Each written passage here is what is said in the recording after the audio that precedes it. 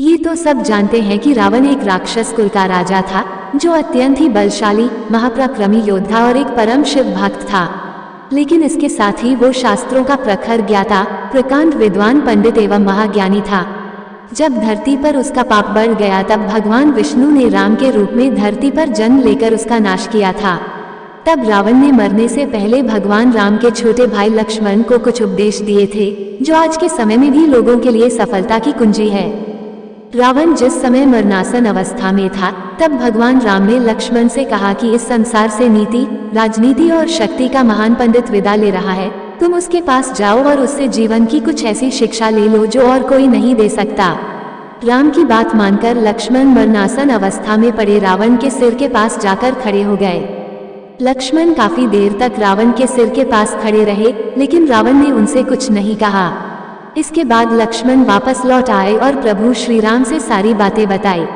तब भगवान राम ने लक्ष्मण से कहा कि अगर किसी से ज्ञान प्राप्त करना हो तो उसके चरणों के पास खड़े होना चाहिए, न कि सिर के पास। यह बात सुनकर लक्ष्मण वापस रावण के पास गए और उसके पैरों के पास खड़े हो गए।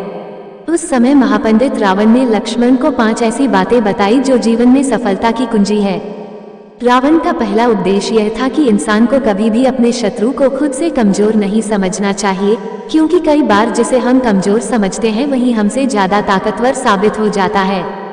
रावण का दूसरा उपदेश था, खुद के बल का दुरुपयोग कभी भी नहीं करना चाहिए। घमंड इंसान को ऐसे तोड़ देता है जैसे दांत किसी सुपारी को तोड़ता है।